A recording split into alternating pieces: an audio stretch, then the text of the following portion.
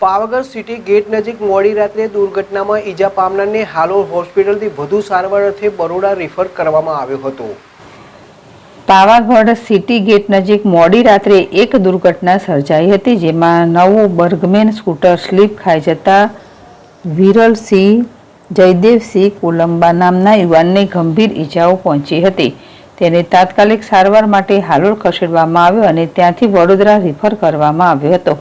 આ યુવાન છોટાઉદેપુર જિલ્લાના નસવાડી તાલુકાના કોલંબા ગામનો મૂળ નિવાસી છે અને હાલ જાંબોડી હાલોલ ખાતે રહે છે અને હાલોલની સફારી કંપનીમાં નોકરી કરે છે।